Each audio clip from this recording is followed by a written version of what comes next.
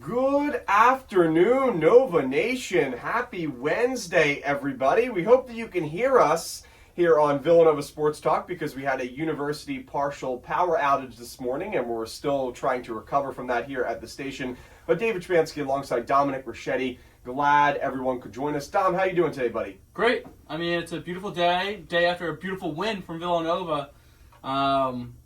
They might be back.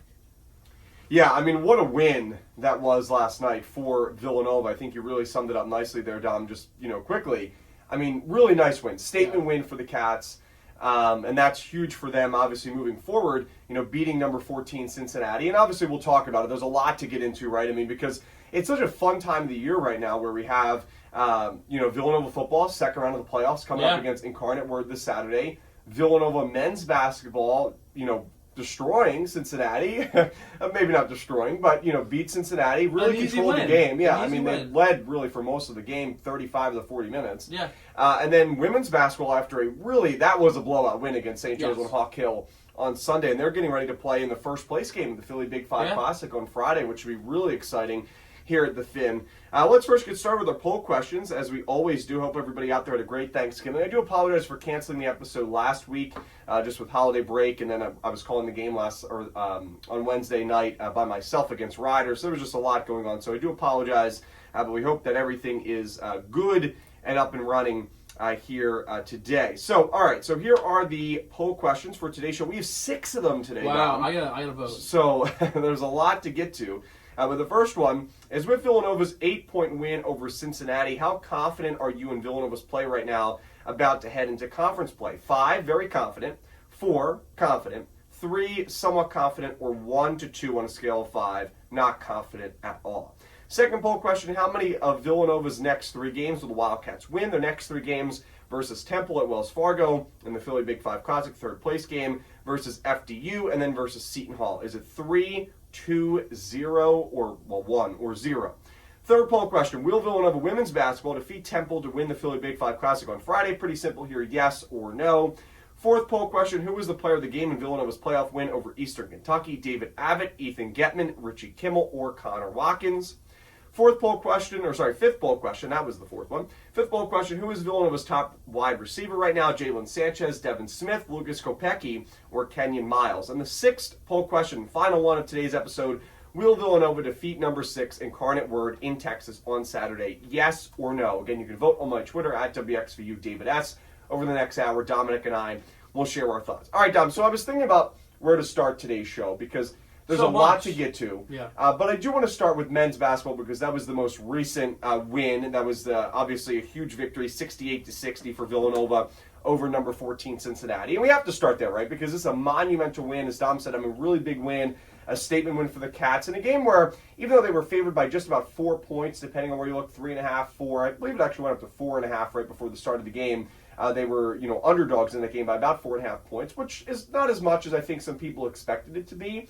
But Villanova, I thought they played their best game of the season, and they really needed to, right? They're at this point where they have to really run the table in the rest of non-conference play. Entering really yesterday, and we'll see if it is enough to kind of get them back into the conversation and get into March Madness. Obviously, the losses to Columbia, St. Joe's, Virginia, even the loss to Maryland, where they led by 12, doesn't help them a whole lot, obviously. But for Villanova, I think they're in a very good spot right now, just with where they played in their last 4 games, right? You had a win against Penn, a blowout win, a win against Rider, blowout win, a 1-point loss to a very good Maryland team, and then an 8-point win over number 14 Cincinnati. I mean, the last 4 games, it seemed like the Wildcats are really beginning to turn the page, Don.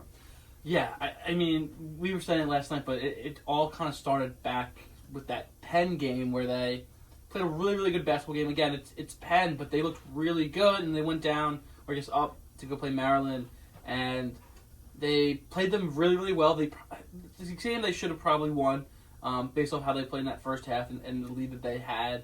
But, again, that's kind of where you point to the coach a little bit, saying you blew a 12-point lead in the second half. You allowed Maryland to score 48 points in the second half, which you can't have as a team. But last night was amazing, right? The defense is what I kept harping on in the postgame with Steve last night, that the defense just played fantastic. The offense shot really well, and the offense played really well, but the defense got some important stops when it really, really mattered. In the second half, the point I remember, it was a 2-point game.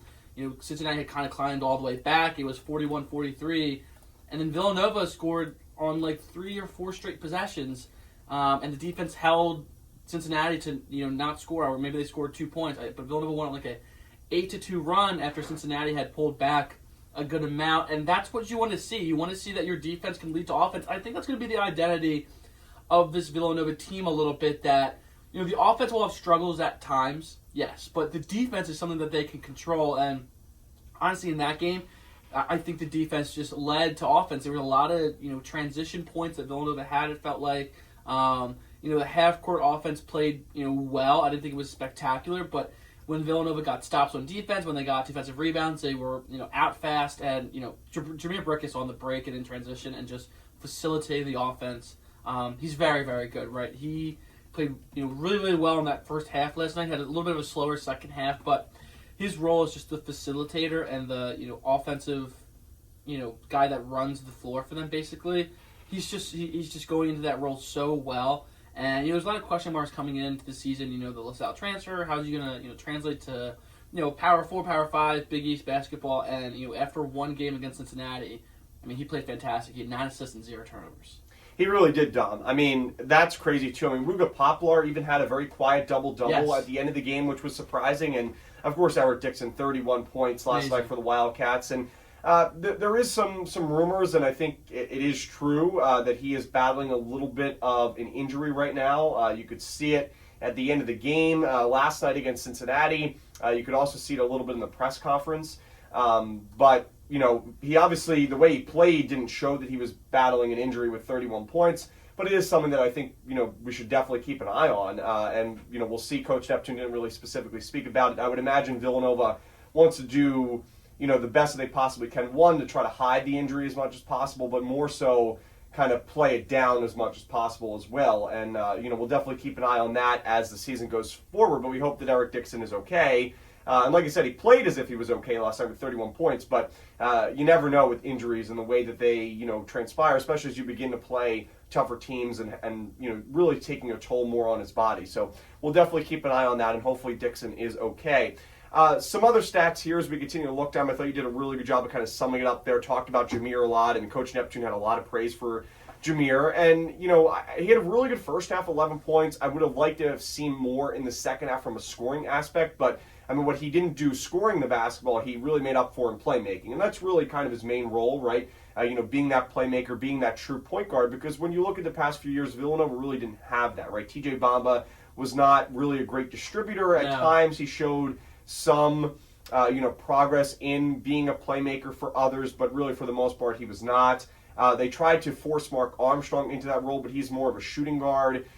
So there was a lot that went on over the past few years, but it finally looks like Villanova has a true point guard in Jameer Brickus, and that's been a huge development over the team's first 9 games. Wuga Poplar, I said it last night, Dom. I said it to Steve, and I said it, I believe I said it on air. Wuga Poplar, yes, I think that you could say somewhat he's been a disappointment so far, but I'm telling you, he's going to come on here at some point. And I think last night was really the beginning of that, 12 points, 10 rebounds.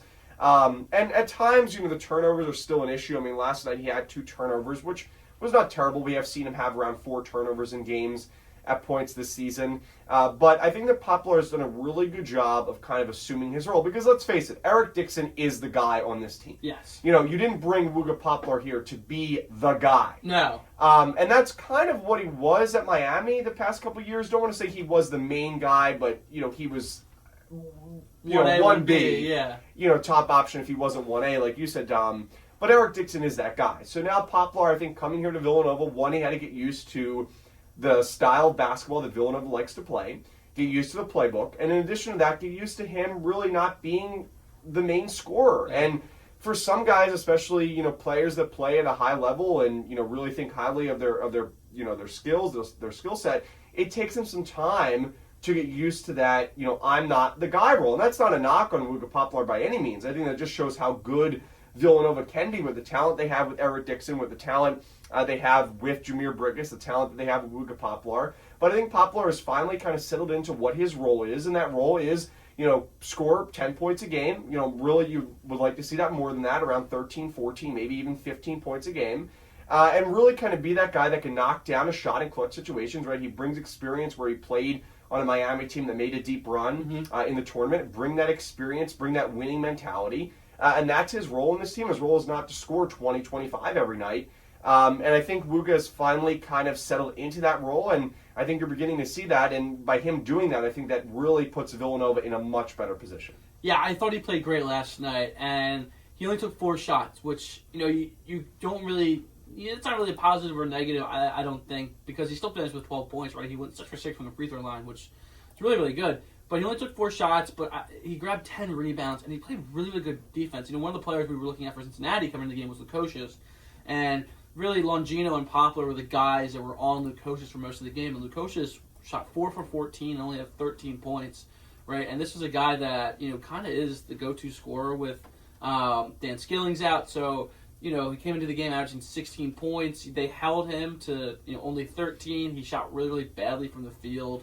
And, a lot of that is credit to both Wooga Poplar and Longino. But I think you're right, David. I think Wooga, if he can get his points maybe up to 14 or maybe 14 and a half per game, rather than I think he's around 12.1, 12.2 right now. If he can get that up, a couple ticks, that would be ideal. But his rebounding and his defense has been really, really good. He's just so long and athletic that he provides so much on the defensive end for Villanova that, coming into the season, I didn't really think about as much when I was thinking about Wooga Poplar, coming to Villanova. But this is a guy that averaged, he averaged a steal last year.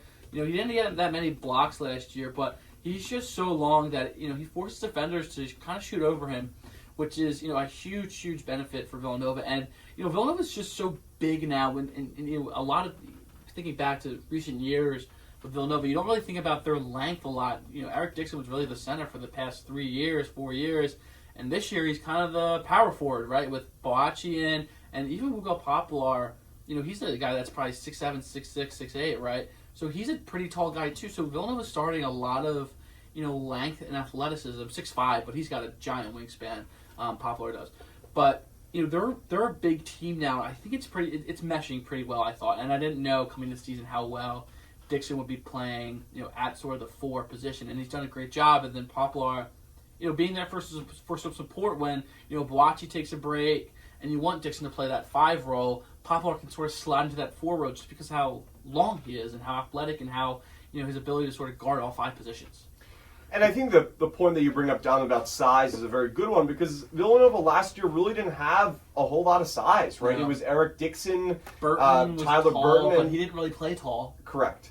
I agree with that assessment. But this year you have guys that do play taller, and even though you do lose some size, obviously, with Jameer Brickus and his effort just on the court makes up somewhat. You can't obviously make up for, his size, but makes up somewhat for that. And I think that has really helped Villanova. And, in the offseason, they really made it a key issue or a key kind of focus to get size elsewhere. That's why they went out and got Enoch Boachi. It's helped that Nana Njoku has stayed healthy so far. He's obviously playing less minutes than I think some people expected heading into the season, but he's getting in there in the rotation. Yeah.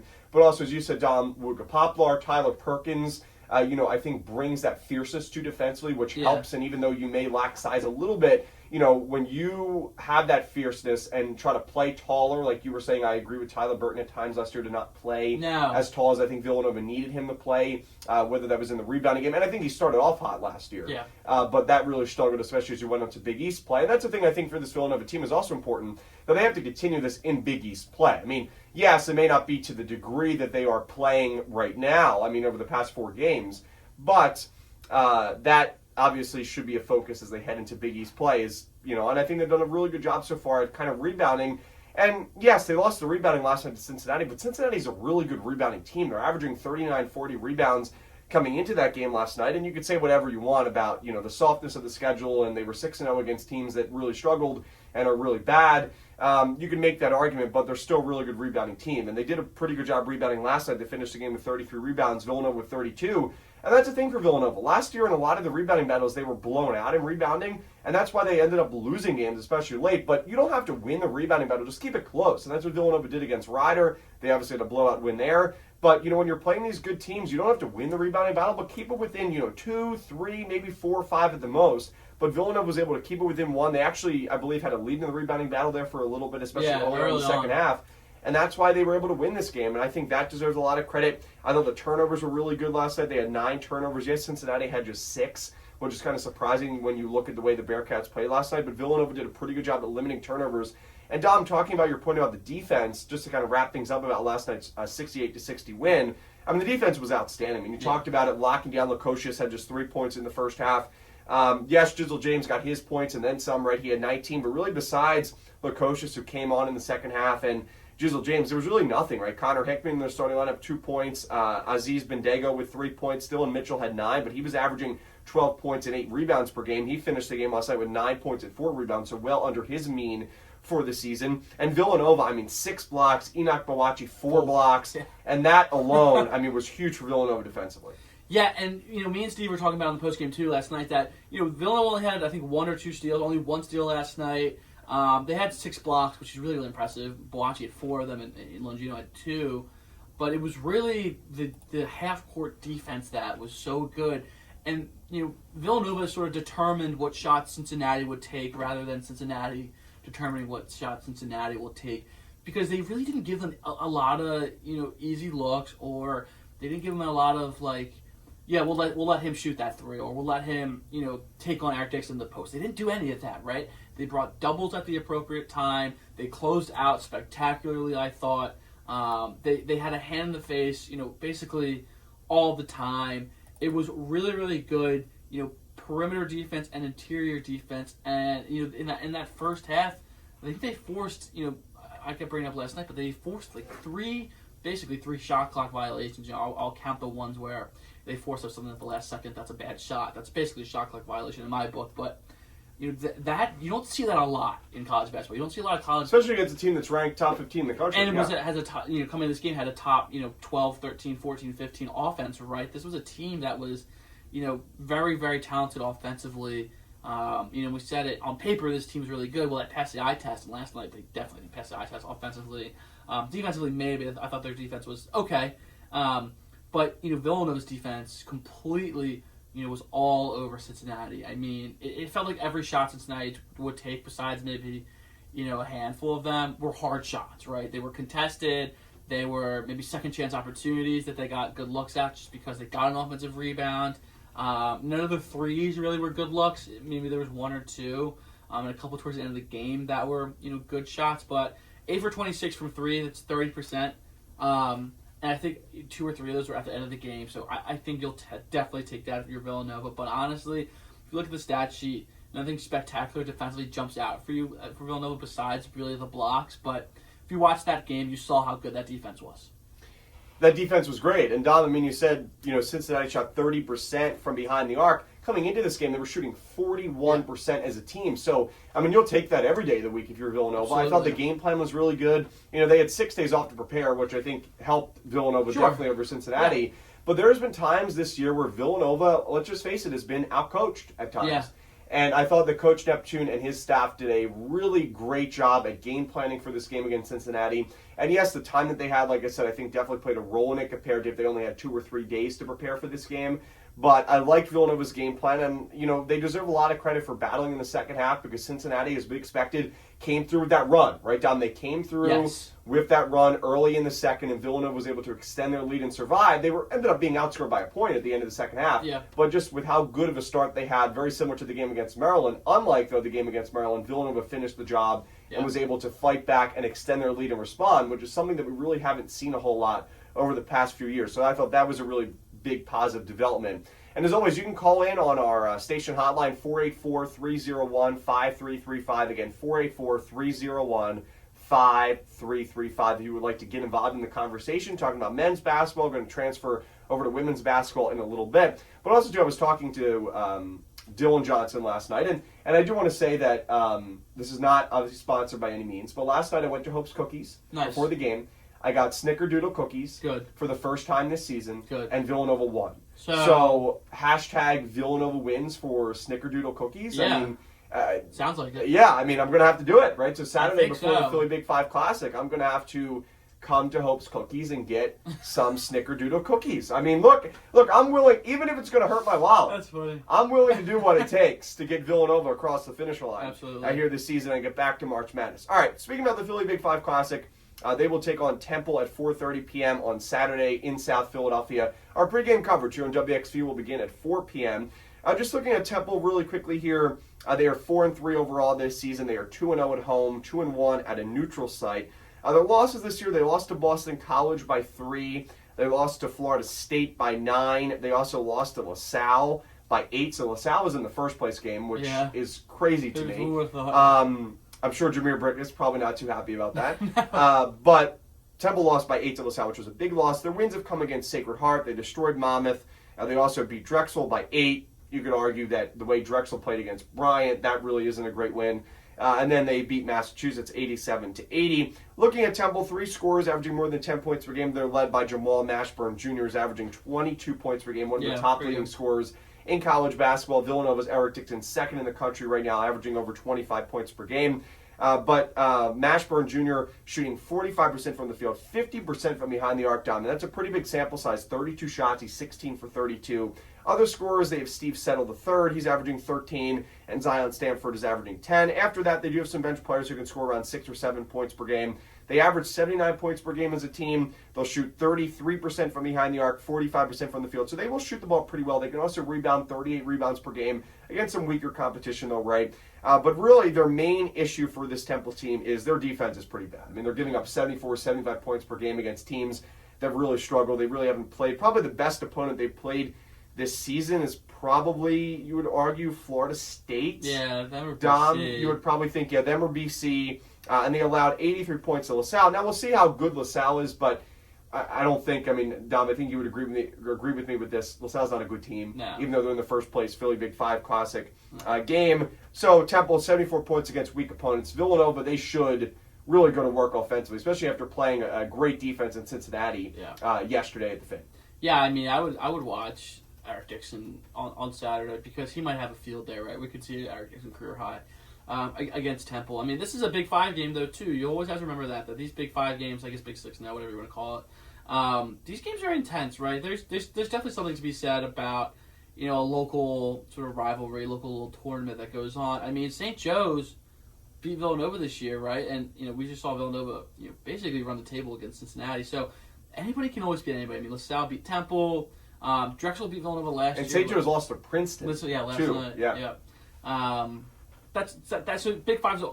You never know what to expect, right? But this is a Temple team that isn't anything spectacular. They're coming off a loss to LaSalle. I don't think UMass is a great team. I don't think Drexel is a great team. I don't think Monmouth. Their wins aren't great either. Yes, they have a couple close losses. They lost to BC only by 3. Florida State by 9. The one thing for Villanova, just got to guard basically Jamal Mashburn Jr., right? That's sort of their guy. That I think Villanova can take care of him, though. I think, if they only have to limit basically one guy from scoring the basketball, they should be quite all right. Quante Barry's pretty good, too. We'll see how he plays. He had a really good game against LaSalle in that loss. He had 18 points and 15 rebounds, so he might cause a little bit of issues for Villanova, but I think Villanova should, be okay on Saturday.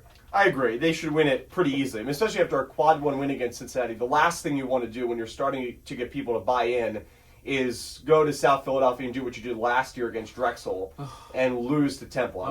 Temple has some scorers, right? They will score the basketball, but this Villanova team, the resume, they have better talent. Eric Dixon, like you said, Dom, should really just go off in this game. Yeah. Now, again, we'll see if how injured he is. If he is injured, I think the answer is clearly that he is battling an injury, but how significant is the injury? Will it affect him is really kind of the main story as we move through here. So Villanova and Temple, 4:30 p.m. in the third place game on Saturday at the Philly Big 5 Classic. If you can't make it out to the Wells Fargo Center, we'll have coverage for you on WXVU beginning at 4 p.m. All right, we are going to try to take our first break of the show. If you missed us in the very beginning, we did have a university power outage, so we really don't have our normal promos. Yeah. So I'm trying to find some in the computer just to give our voices a break. So we'll be back. We'll see if this works, but we'll be right back here on WXVU. When we come back, we'll talk about Villanova women's basketball, a great win against St. Joe's, and they get ready to also play Temple in the Philly Big Five first place game on Friday night at the Finn. We'll be right back after this.